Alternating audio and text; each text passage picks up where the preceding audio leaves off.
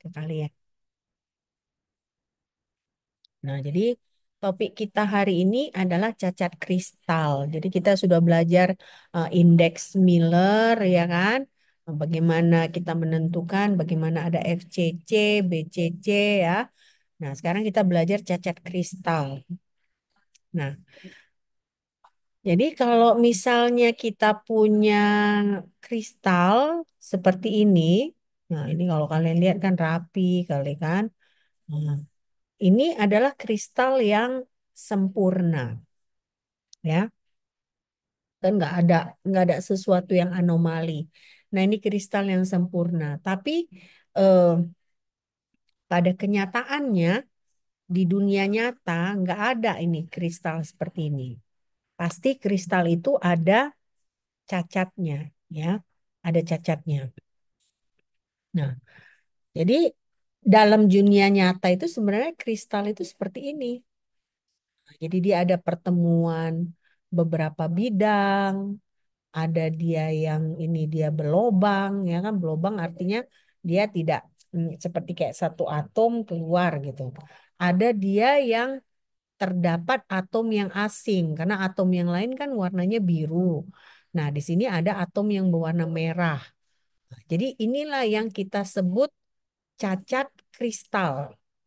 Jadi cacat kristal itu bisa pertemuan beberapa bidang. Nah, ini kan yang ada garis seperti ini. Nah, ini adalah cacat kristal. Ini pertemuan beberapa bidang. Ada dia yang atomnya hilang. Nah, seperti ini bolong-bolong ini atomnya hilang. Tapi ada juga dia yang atom yang asing. Nah, atau ada atom tambahan yang tidak sama dengan arahnya dengan atom yang lain. Ini kan ini yang ini. Kalian lihat kan cursor saya. Nah, ini kan tidak sama dengan yang lain. Dia kan arahnya ini yang lain semua gini. Nah, ini tiba-tiba dia arahnya gini, ujung-ujung. Nah, ini adalah yang kita sebut sebagai eh, cacat kristal. Dan biasanya memang eh, kristal-kristal yang nyata itu cacat, ada cacat kristalnya. Oke. Nah, jadi ini ada Colin Humphreys. Cacat kristal itu kristal itu seperti manusia gitu. Jadi kalau ada cacatnya, justru membuat kristal itu menarik. Artinya properti-properti dari kristal itu akan semakin baik kalau ada cacatnya. Oke. Nah, jadi ini kita bisa lihat, kita kan sekarang berbicara kristal ini kita berbicara kristal logam, ya logam kan minggu lalu kita belajar 2 minggu yang lalu kita belajar kalau kristal itu ada yang FCC, BCC, nah itu semua adalah logam. Nah, artinya dalam logam itu ada ikatan logam, ada ikatan ionik, ada ikatan kovalen, ada ikatan van der Waals. Nah, jadi ini adalah jenis-jenis ikatan yang ada eh, dalam kristal, ya. Nah, nah, jadi di topik cacat kristal ini yang kita pelajari itu adalah apa jenis-jenis cacat kristal, ya. Nah, bagaimana bedanya dia dengan eh, si yang ideal. Nah, lalu yang kedua bahwa cacat kristal itu ada dampaknya pada material yang kita pelajari gitu ya. Dan yang ketiga itu bahwa terkadang mereka memang dengan sengaja kita membuat cacat kristal supaya apa? Supaya material kita eh, eh, semakin baik, ya. Oke.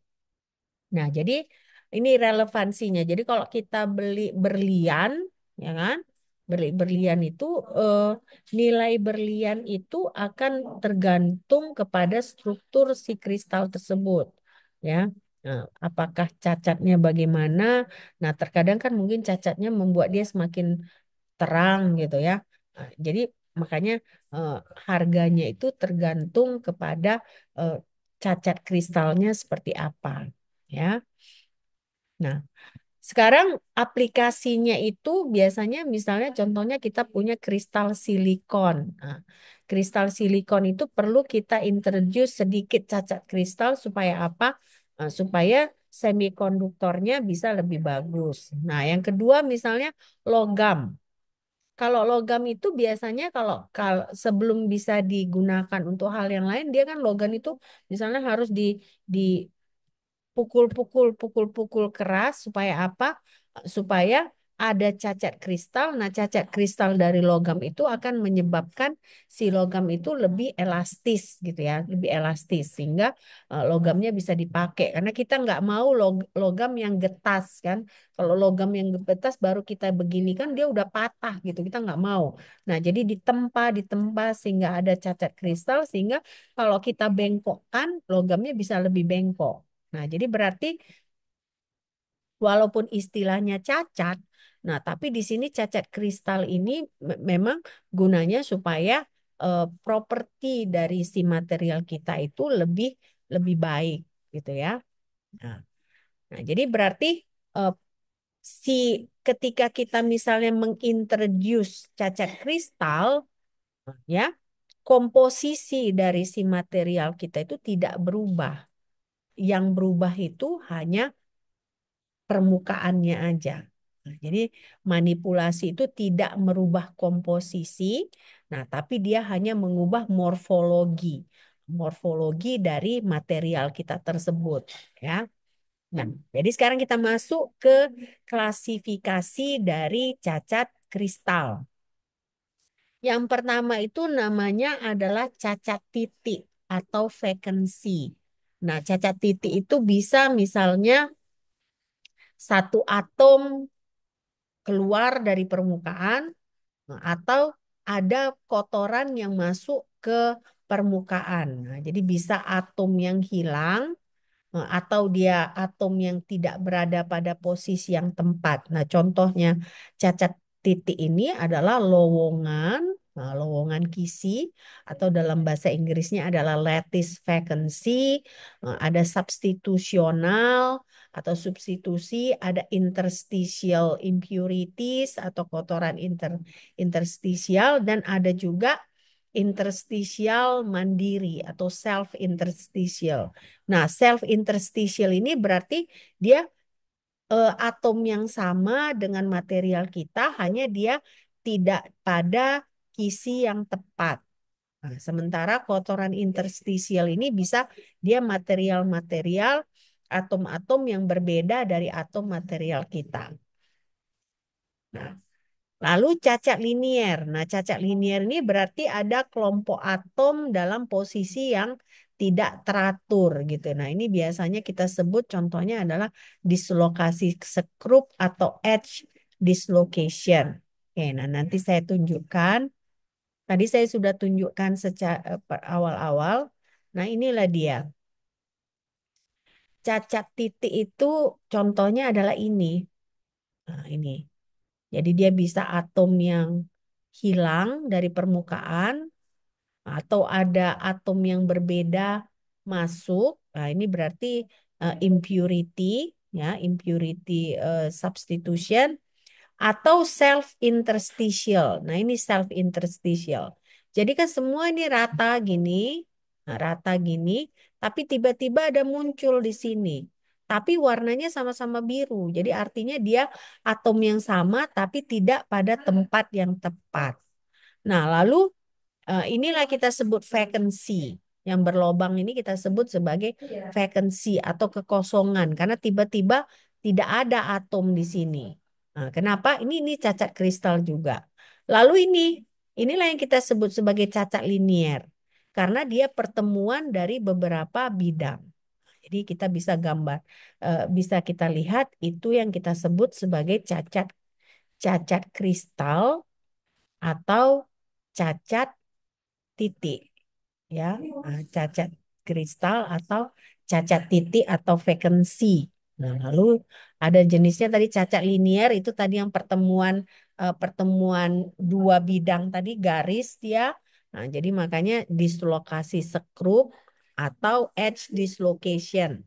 Nah, jadi pertemuan dua bidang itu kita sebut sebagai edge dislocation. Oke, nah lalu ada cacat planar. Nah, cacat planar ini contohnya adalah batas butir, kesalahan susun, atau permukaan luar. Nah, jadi ada cacat titik, ada cacat linier, ada cacat planar. Kalau cacat titik itu satu dimensi, cacat linier dua dimensi, cacat planar ini berarti dia tiga dimensi. Makanya di contohnya adalah stacking stacking faults, ya, stacking faults. Oke.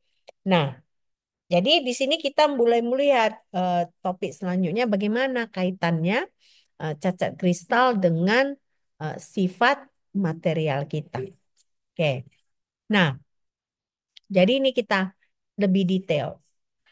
Ini adalah contoh cacat titik atau point defect.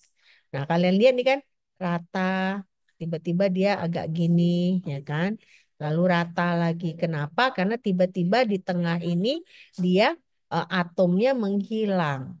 Nah, ini adalah contohnya, contoh cacat kristal yang paling umum. Nah, ini terjadi biasanya kalau kita melakukan pemanasan material kita pada suhu yang tinggi. Nah, jadi kalau misalnya kita punya material, kita panaskan pada suhu yang sangat tinggi, biasanya akan menghasilkan cacat titik ini. Nah, cacat titik ini nama lainnya adalah point defect. Ya, point defect. Oke. Nah, jadi ini saya sudah jelaskan bahwa si cacat titik ini terjadi pada suhu tinggi. Jadi pada suhu tinggi ada atom yang meninggalkan posisinya. Jadi kita sebut sebagai lowongan, dalam bahasa Indonesianya lowongan atau vacancy. Nah, jadi artinya kalau misalnya kita panaskan suatu material, artinya kan kita memberikan energi kepada material tersebut. Nah, kalau material tersebut, eh Anissa udah ada di situ, kenapa enter lagi? Hah? Oke. Nah, jadi berarti eh, kalau ada energi, artinya atom kita bisa bergerak, ya kan? Ada energi untuk bergerak kalau dipanaskan. Makanya disitulah yang kita sebut sebagai difusi atau transportasi massal pada permukaan, ya. Oke. Nah, ini cacat kristal. Nah, sekarang si vacancy itu bisa kita hitung. Jadi kalau kita tahu berapa energi, berapa panas yang, misalnya panas yang disalurkan, berapa energinya, kita bisa menghitung berapa jumlah vacancy tersebut. Nah, jadi di sini kita bisa lihat bahwa kalau suhunya semakin tinggi, artinya energi yang disalurkan itu semakin tinggi. Akibatnya berarti atom-atom itu punya energi yang cukup untuk berpindah dari satu posisi ke posisi lain. Jadi makanya semakin tinggi biasanya suhu, jumlah vacancy tersebut, jumlah lowongan tersebut semakin bertambah. Nah, biasanya eh, korelasi antara vacancy dengan suhu itu adalah secara eksponensial. Nah, kita lambangkan di sini jumlah lowongan atau vacancy itu adalah NV, ya. N itu jumlah vacancy. Nah, jadi kita akan bisa menghitungnya dengan menggunakan persamaan Boltzmann, persamaan distribusi Boltzmann. Oke. Nah, ini dia rumusnya. Jadi jumlah vacancy atau NV sama dengan NS eksponensial dari negatif EV dibagi di KB dikali T. Nah, KB itu adalah konstanta Boltzmann. Nah, konstanta Boltzmann. Nah, NV itu jumlah vacancy-nya. Nah, NS itu adalah jumlah kisinya. Nah, jadi makanya kita kita belajar kemarin indeks Miller, ya kan. Supaya kita mengerti kisi. Kenapa? Karena di sini jumlah kisinya ini harus kita ketahui untuk kita dapat menghitung jumlah dari si vacancy. Nah, ini mirip dengan persamaan apa kalian rasa? Persamaan apa ini mirip? persamaan Arrhenius ya. Nah, kalau kalian perhatikan nih mirip dengan persamaan Arrhenius. Cuma bedanya kan kalau Arrhenius itu kan energi aktivasi ya kan. Nah, ini dia adalah eh, jumlah vacancy, jumlah lowongan. Oke. Nah, sekarang kita misalnya punya copper, tembaga. Nah, tembaga itu pada suhu kamar dia eh, satu vacancy untuk setiap 10 pangkat 15 jumlah atom. Nah, tapi begitu misalnya kita panaskannya itu di bawah titik lelehnya. Nah, dia itu punya satu kekosongan, satu vacancy untuk setiap 10.000 atom. Nah, jadi berarti memang eh, jumlah vacancy itu akan secara eksponensial bertambah ketika kita naikkan suhunya. Jadi kita bandingkan nih suhu kamar itu 1 banding 10 pangkat 15. Nah, sementara pada suhu tinggi di bawah titik leleh dia 1 banding 10 pangkat 5, 10 pangkat 4 ya. Jadi dia bertambah jumlah kekosongannya begitu kita naikkan suhunya. Nah, ini dia representasinya. Jadi, kalau kalian lihat ini kan energi aktivasi, maksudnya ini energi NEM, ya. Nah, jadi si atom ini, ya, supaya dia bisa berpindah sehingga menghasilkan vacancy, itu harus melewati energi EM ini. Ya, jadi berarti energi itu harus disuplai cukup tinggi agar si atom ini bisa berpindah. Karena itu makanya perpindahan atom itu membutuhkan suhu yang tinggi. Nah, jadi makanya vacancy itu akan bisa terbentuk kalau suhunya semakin tinggi. Nah, jadi seberapa sering si vacancy ini berpindah? Tentunya vacancy ini eh, akan berpindah bergantung kepada EM. EM itu adalah energi aktivasi untuk pembentukan vacancy. Jadi kalau EM-nya dapat dilampaui dengan mudah, artinya si atom itu akan cepat berpindah. Jadi makanya biasanya kalau pada suhu tinggi kan EM itu akan sanggup kita lalui. Nah, jadi makanya pada suhu tinggi itu si atom akan sering berpindah sehingga vacancy akan eh, gampang terbentuk. Nah, jadi EM itu eh, kita sebut sebagai energi aktivasi untuk kekosongan. Nah, kita bandingkan dengan energi termal rata-rata.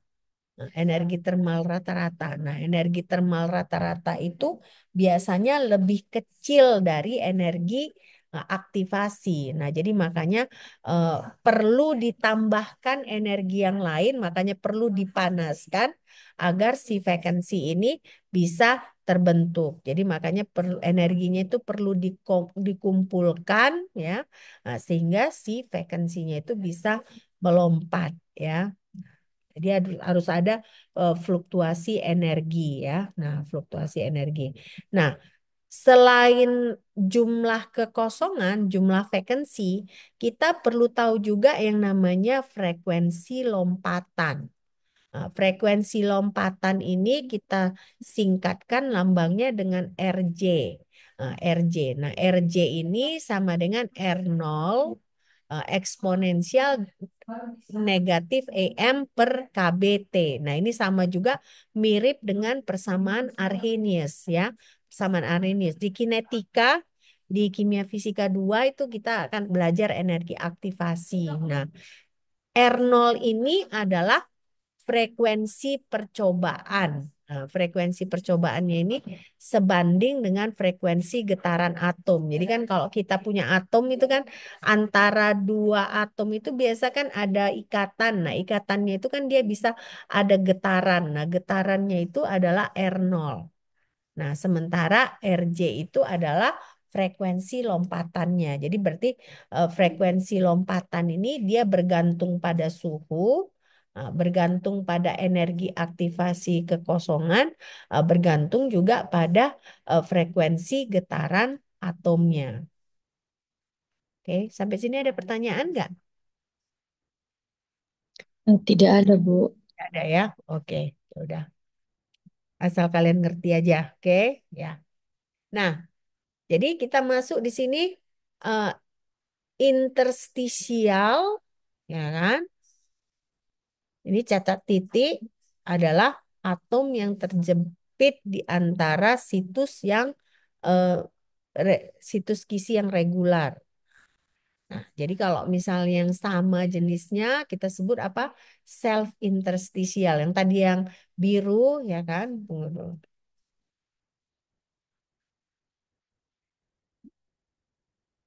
Bentar ya.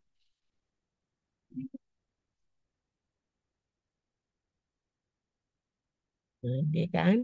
Yang ini, nah inilah yang kita buat sebut sebagai self interstitial. Nah, sementara yang merah ini adalah pengotor. Nah, ini lebih lebih dalam kita tentang kisi ya, tentang cacat titik atau kisi. Nah, jumlah vacancy ini juga ada kaitannya dengan cacat titik ya. Jadi seberapa besar jumlah cacat titik kita eh, itu bergantung pada suhu ya. Oke. Nah, ini biasanya itu eh, apa cacat titik lebih gampang terjadi dibandingkan dengan self interstitial ya. Kenapa? Karena self interstitial itu eh, lebih susah ya karena dia kan mengisi kan. Dia berpindah atomnya ke kisi yang berbeda. Nah, itu dia lebih susah. Jadi kalau kalian lihat di sini EI ini lebih besar dari EF. Artinya energi yang dibutuhkan untuk membentuk interstisial itu lebih besar dari energi yang dibutuhkan untuk membentuk vacancy. Nah, jadi dari sini kita tahu bahwa eh, kalau di permukaan kristal itu lebih mungkin terjadi vacancy dibandingkan interstisial, ya. Nah, lalu ini ada lagi substitutional impurity. Nah, substitutional impurity itu berarti yang tadi kan ada yang lain biru ya kan? Nah, tapi dia ada tiba-tiba ujuk-ujuk merah gitu. Berarti artinya pengotornya itu dia bukan atom yang sama. Dia pengotornya itu bisa dari karbon, nitrogen, hidrogen, oksigen. Nah, ini adalah yang kita sebut sebagai kotoran interstisial. Nah, pengotor itu sering menyebabkan ya eh, kisi dari si kristal kita itu membengkok. Jadi makanya pengotor ini sering membuat distorsi kisi namanya, distorsi kisi. Nah, distorsi kisi ini ada bagusnya, ada jeleknya, ya. Karena misalnya contohnya, kalau kita punya karbon dalam permukaan katalis itu nggak bagus. Kenapa? Karena jadinya katalis kita tidak tidak aktif lagi. Tapi kalau misalnya ada oksigen dalam permukaan katalis support kita itu justru bagus. Kenapa? Karena jadinya kita gampang meregenerasi si katalis kita. Nah, jadi makanya tergantung dari jenis pengotornya, ada yang memberikan hal yang bagus, ada yang enggak. Jadi distorsi kisi ini tidak selamanya dia jelek. Ada juga distorsi kisi yang menyebabkan misalnya material kita lebih tahan panas. Nah, contohnya adalah cerium oxide ya. Nah, saya dulu penelitian S3 saya adalah cerium oxide. Nah, cerium oxide ini kalau kita panaskan pada suhu tinggi, dia akan rusak. Jadi nggak bisa lagi kita gunakan. Nah, jadi bagaimana solusinya supaya kita bisa membuat dia tahan panas? Solusinya kita introduce pengotor pada si cerium oxide sehingga terjadi distorsi kisi. Nah, distorsi kisi ini justru menyebabkan sisirium oxide itu menjadi lebih tahan panas. Nah, jadi makanya sewaktu saya S3 saya menggabungkan jadi saya tambahkan Mn tapi dengan konsentrasi rendah. Namanya juga pengotor, dia harus konsentrasi rendah. Nah, akibatnya ketika saya panaskan sampai 1000-an Kelvin, si cerium itu dia tidak tidak eh, tidak sinter namanya. Kalau sinter itu dia jadinya teraglomerasi. Nah, dia tetap permukaannya bagus gitu. Jadi makanya tergantung tergantung pengotor apa ya. Kalau karbon memang dia tidak bagus untuk katalis, tapi ada beberapa pengotor yang lain yang walaupun dia menyebabkan distorsi kisi, dia justru membuat material kita misalnya lebih tahan panas, lebih bisa terus-menerus digunakan sebagai katalis. Karena kan ada beberapa katalis, misalnya contohnya nikel. Nikel itu misalnya kalau sudah kita panaskan dia seringkali tidak tidak bisa digunakan lagi. Sementara kan kalau kita mau membuat katalis yang sustainable, dia kan harus bisa kita gunakan berulang kali. Nah, solusinya bagaimana? Solusinya nikel ini diletakkan di atas sirium. Sehingga si sirium itu kan ada banyak oksigen. Nah, sehingga kalaupun misalnya ada karbon yang ada terdapat dalam nikel, nah oksigen dengan karbon itu akan bereaksi sehingga terbentuk CO2 terlepas dari permukaan nikel. Sehingga nikelnya itu akan bisa kita pakai berulang kali sebagai katalis. Nah, jadi makanya di sini pengotor ini tergantung jenis pengotor yang mana eh, agar kita bisa mempunyai material yang lebih unggul, ya. Nah, ini dia representasi dari cacat kristal ya. Nomor satu ini itu yang kita sebut lowongan atau vacancy. Nomor dua ya kalian lihat nih kan, dia sama warnanya berarti dia self interstitial. Dia ada tambahan atom tapi dia nggak mengikuti eh, kisinya. Nah, dia tiba-tiba ujung-ujung ada di sini di tengah. Nah, lalu nomor tiga ini yang kita sebut ketidakmurnian interstisial. Lalu nomor empat kita sebut sebagai pengotor substitusi. Nah, nomor lima pengotor. Jadi pengotor itu bisa dia ukuran kecil, bisa ukuran sedang, bisa ukuran besar. Nah, jadi tergantung. Seperti manganis itu dia ukurannya eh, atomik radiusnya hampir sama dengan cerium. Nah, jadi dia jari-jarinya bisa yang lebih kecil pengotornya. Nah, ini bisa oksigen, bisa juga misalnya yang ini lebih besar dia. Nah, kalau kalian lihat eh, karena dia adanya berbeda ya, arahnya ini juga berbeda. Nah, karena itu dia bisa tekanannya itu berbeda ya, tekanannya berbeda, force-nya. Oke. Nah, sekarang kita lanjut ke distorsi lokal atau tekanan eksternal ya. Jadi berarti si cacat titik ini bisa menyebabkan distorsi, ya distorsi.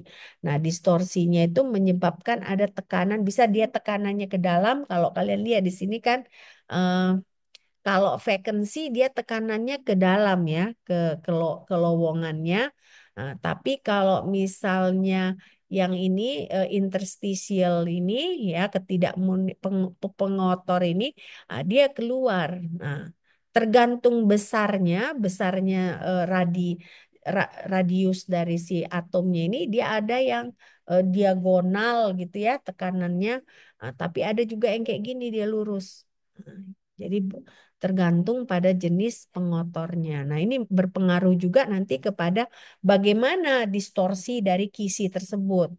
Nah, jadi bergantung apakah dia jadinya lebih tahan panas kah atau misalnya dia jadinya gampang teraglomerasi ya. Nah, lalu ini kita masuk kristal ionik. Nah, kristal ionik.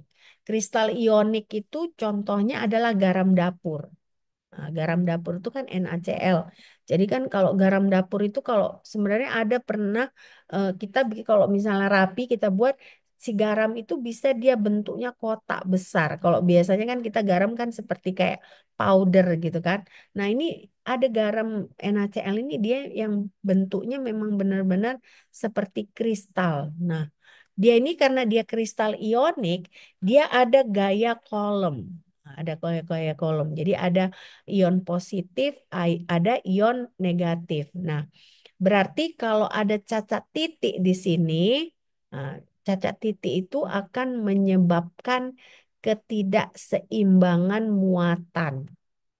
Ya, muatan. Jadi artinya mungkin bisa aja lebih banyak positifnya, bisa ada lebih banyak negatifnya. Nah, jadi berarti jadinya kalau cacat titik pada kristal ioni ini menyebabkan ada charge dia.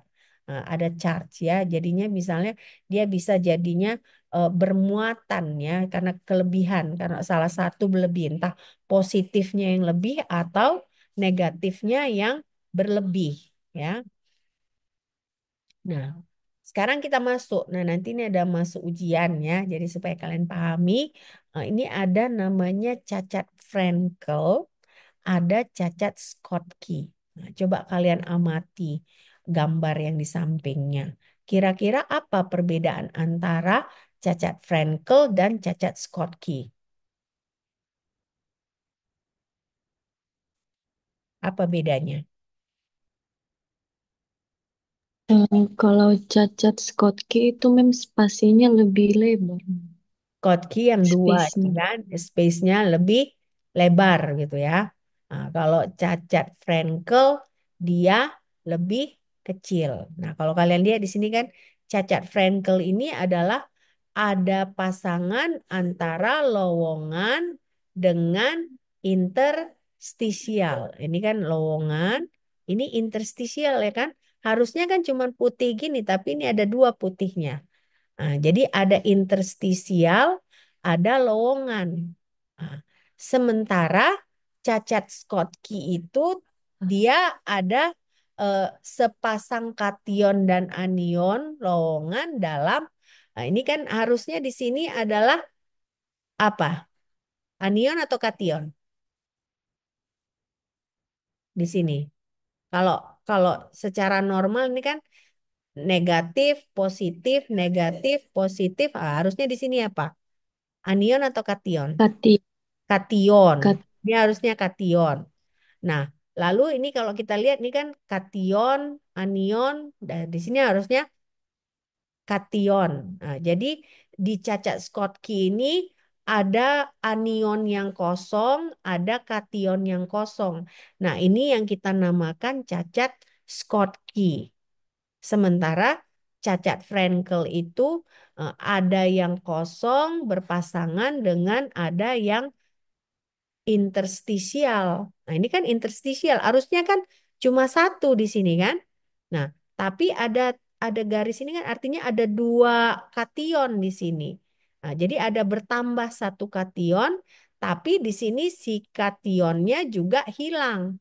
Nah, jadi ada pasangan kation yang hilang, yaitu lowongan, ada pasangan kation yang bertambah atau interstisial. Nah, jadi kita bedakan antara cacat Frankel dengan cacat Schottky.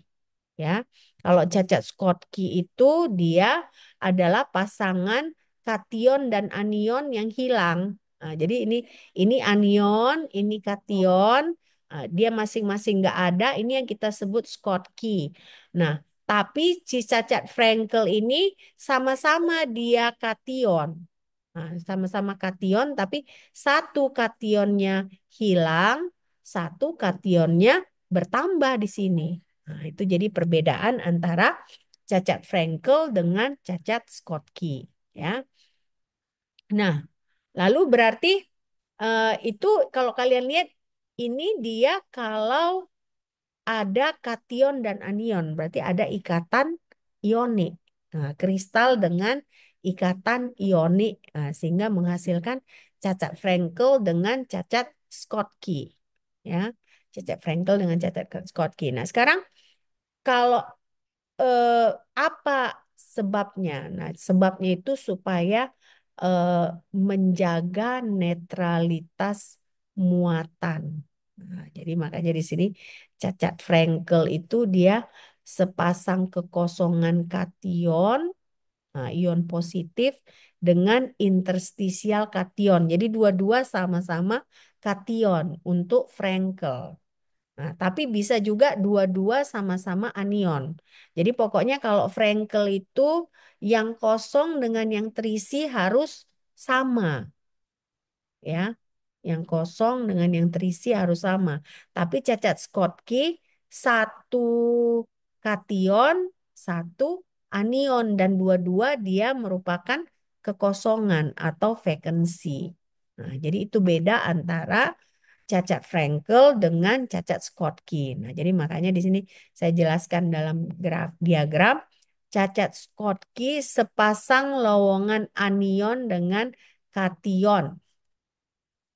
Nah, kalau cacat Frankel dia satu kekosongan, satu dia interstisial, tapi harus sama, nggak boleh beda. Dia harus sama-sama kation kah atau sama-sama anion. Itu bedanya antara cacat Frankel dan cacat Schottky. Nah, ini semua terjadi karena apa? Karena adanya daya tarik kolom antara muatan yang berlawanan, ya. Nah, daya tarik kolom antara muatan yang berlawanan. Oke. Nah, sekarang kita masuk ke dislokasi. Nah, dislokasi itu eh, kalau misalnya dislokasi itu kan artinya berarti tidak pada lokasi yang tepat, ya. Nah, namanya juga dislokasi. Nah, itu makanya biasanya itu pada material-material yang sudah mengalami eh, penempaan, ya. Kalau besi itu kan biasanya ditempa kan, ditempa, ditempa, ditempa. Nah, kenapa dia bisa elastis? Karena dia ada dislokasi pada materialnya, ya. Nah, jadi biasanya misalnya kalau ditempa, ditempa, ditempa gitu besi, dia komposisinya tidak akan berubah, ya, tidak akan berubah, tapi permukaannya itu akan mengalami deformasi sehingga dia lebih gampang dibentuk gitu. Nah, biasanya itu juga terjadi pada plastik. Nah, plastik itu kan biasanya di, diaplikasikan suhu tinggi. Nah, komposisi kimia pada plastik itu tidak akan berubah. Nah, tapi permukaannya yang morfologinya yang berubah sehingga dia lebih gampang dibentuk. Kalau plastik itu kan gampang dibentuk kan. Bisa kita misalnya panaskan dia, kita masukkan ke pembentuknya. Nah, jadi bisa bentuk yang macam-macam. Nah, sama ini di sini. Logam itu bisa mengalami yang namanya deformasi plastik. Nah, jadi dia sama seperti plastik kalau dia mengalami apa ditempa, ditempa, ditempa atau dipanaskan. Jadi kalau kalian pernah lihat nggak video orang bikin keris gitu misalnya, gimana orang membuat keris? Kalau orang membuat keris itu kan biasanya logamnya itu dipanaskan pada suhu tinggi. Nah, sesudah dipanaskan masih dalam keadaan panas tuh diginiin di di di apa diaplikasikan force, ya, ditumbuk baru dipanaskan lagi. Nah, makanya keris itu kan biasanya unik gitu. Dia kuat, ya kan, bisa tahan. Biasanya kalau misalnya kita lihat di museum-museum keraton itu, keris-keris itu biasanya umurnya udah ratusan tahun, ya. Kenapa? Berarti ya karena memang dia sudah mengalami deformasi plastik ini, ya. Dipanaskan lalu dihantam pakai pakai sesuatu lagi, panaskan lagi. Nah, selain tajam dia juga dia tahan lama gitu, ya. Nah, jadi cacat kristal yang kita pelajari sekarang ini sebenarnya lebih untuk membuat material kita lebih unggul gitu, ya. Nah, sekarang kita masuk ke sini. Ini ada tiga orang namanya Taylor, Orowan, dan Polanyi. Nah, ketiga orang ini menerima hadiah Nobel karena menemukan jenis cacat kristal yang namanya dislokasi. Nah, jadi Taylor, Orowan, dan Polanyi. Nah, tahun 1934 mereka menemukan cacat kristal dislokasi. Oke. Nah, dislokasi itu bagaimana? Dislokasi itu seperti ada bidang kisi yang ekstra dalam kristal. Ya, bidang kisi yang ekstra. Nah, ini dia bukan manjang, ya, tapi dia hanya sedikit gitu, satu bidang gitu ya. Ah, jadi itu yang kita sebut sebagai dislokasi. Nah, ini dia contohnya. Kalau misalnya kita punya material secara teori, itu seperti ini. Nah, tapi misal kalau logam, nah inilah seperti ini kan. Tapi setelah misalnya kita panaskan, kita aplikasikan force, nah akhirnya dia terjadi deformasi plastis. Nah, jadi dia kan ini ada satu bidang. Jadi tadinya dia satu bidang gini, setelah mengalami deformasi plastis, dia jadinya ada pertemuan beberapa bidang. Nah, inilah yang garis-garis inilah yang kita sebut sebagai dislokasi, ya. Garis-garis ini yang kita sebut sebagai dislokasi atau kita sebut sebagai slip, ya, slip. Nah, slip ini dia gerakannya seperti cacing. Nah, jadi kita kita pukul, kita pukul, kita pukul. Nah, dia seperti bergerak. Inilah contohnya. Ini kan dia rapi kan? Nah, rapi. Lalu kita aplikasikan force, stress ya. Bias- Biasanya ditempa seperti besi. Nah, akibatnya itu kan sebagian ini dia masuk ke sini. Nah, yang ini juga masuk ke sini. Nah, jadi tadinya rapi gini, setelah besinya ditempa, nah, dia jadinya gini, ya kan? Nah, oke. Nah, jadi dia kalau kalian lihat nih kan ini sebelum ditempa, ini sesudah ditempa mengalami dislokasi. Kalau kalian lihat ini kan rata dia, ya kan? Setelah ditempa dia nih jadi naik gini. Nah, tempa lagi bergerak. Ini kan tadinya di sini pungguknya ini. Nah, ditempa lagi pungguknya bergerak. Nah, lalu rata lagi. Nah, tapi dia sudah terjadi dislokasi ini, ya. Nah, jadi apakah komposisinya berubah? Tidak. Komposisinya nggak berubah ya. Tetap aja. Ini kalau misalnya dia atom atom besi, ya tetap hanya ada atom besi, bukan ada yang lain gitu ya. Nah, tapi morfologinya dia sudah berubah. Nah, dia jadi bergeser gitu ya. Nah, inilah dia dislokasi itu. Ya. Nah, apakah ikatannya terputus? Tidak. Jadi hanya morfologinya yang berubah gitu. Jadi ikatannya tidak terputus. Nah, makanya kita sebut dia analoginya seperti gerakan ulat dia. Ya, gerakan ulat. Nah, tentunya untuk menggerakkan ulat ini diperlukan energi yang besar. Makanya seringkali penempaan besi itu kita panaskan. Artinya kita memberikan energi supaya apa? Supaya cukup ada energi untuk membuat atom ini bergerak supaya besinya bisa berubah morfologinya ya, tanpa mengubah komposisi. Nah, itu dislokasi. Lalu untuk yang cacat kristal yang berikutnya ada namanya planar defect. Atau grain boundary atau polikristal. Nah, ini biasanya eh, khusus untuk silikon atau perangkat mikroelektronik atau kalau kita perlu bahan-bahan untuk mesin kita perlu yang misalnya dia tahan panas atau tahan tahan tekanan atau sehingga kita perlu super alloy. Super alloy ini kita perlu membuat cacat kristal ya. Nah, cacat kristal itu bisa dalam bentuk polikristal atau grain boundary atau planar defect ya. Nah, kalau kalian lihat nih kristalin itu seperti ini. Nah, ini amorfos. Amorfos kan nggak teratur. Nah, kristalin yang teratur. Nah, cacat planar itu adalah seperti ini, polikristalin. Nah, dia rapi kan, hampir sama dengan kristalin, tapi dia ada beberapa bidang. Nah, inilah yang kita sebut sebagai planar defect.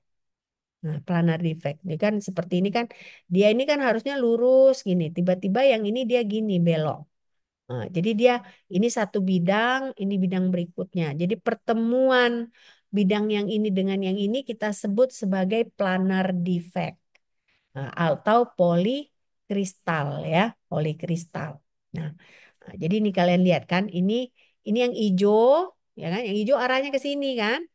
Nah, tiba-tiba yang putih putih arahnya di sini. Nah, pertemuan antara yang hijau dengan yang putih itu yang kita sebut sebagai grain boundary.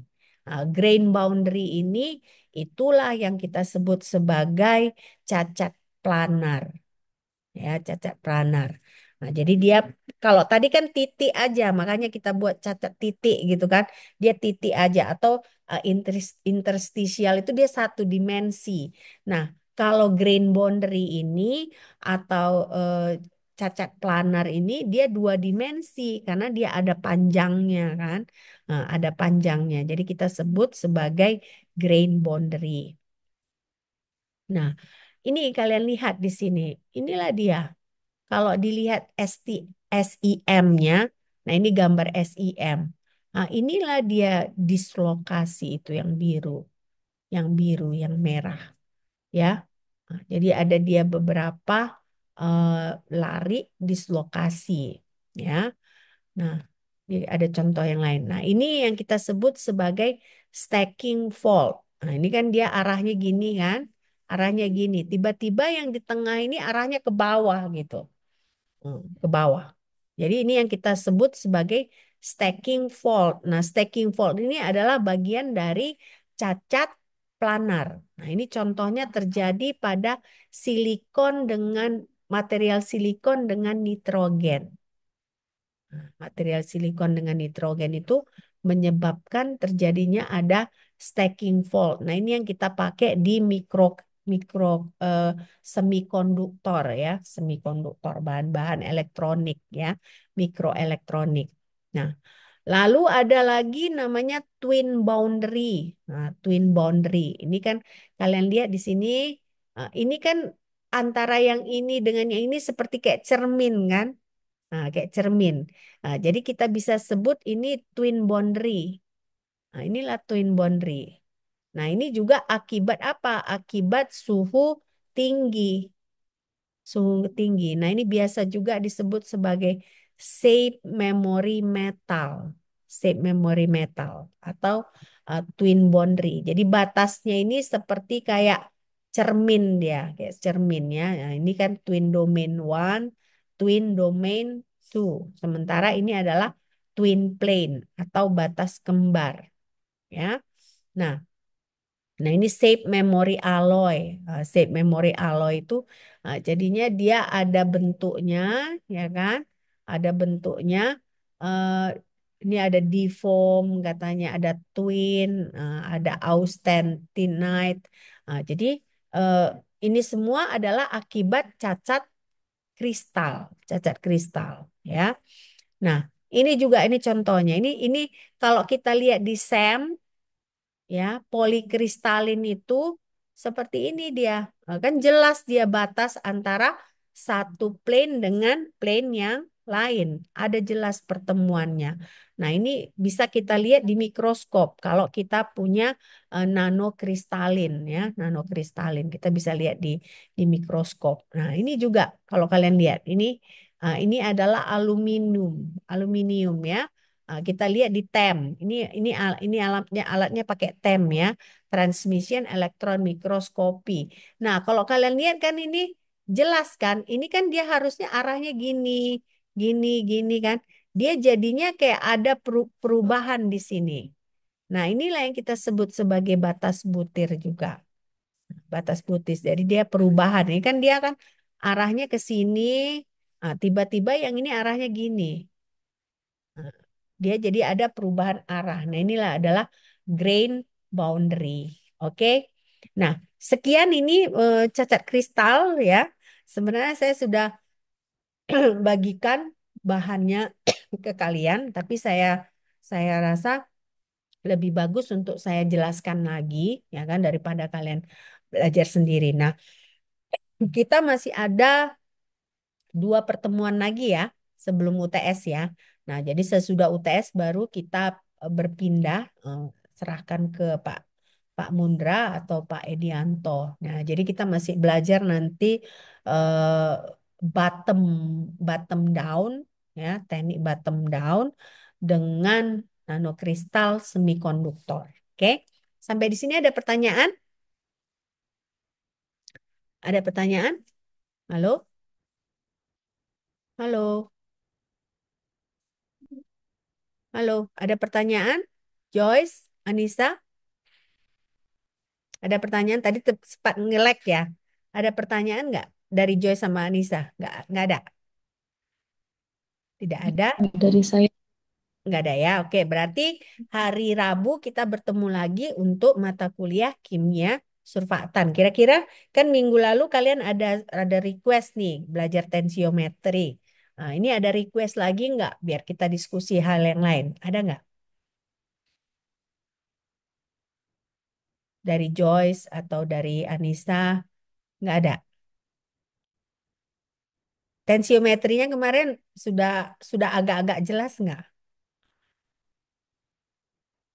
Sudah kan? udah Mem, tinggal Mudah-mudahan dipelajarin lagi aja Mem. Mudah-mudahan sudah agak jelas Iya. ya. Nah, jadi berarti minggu depan kita mengikuti RPS ya, mengikuti RPS, topik mengikuti RPS. Oke? Oke, kalau begitu sampai jumpa hari Rabu secara daring lagi. Oke? Bye.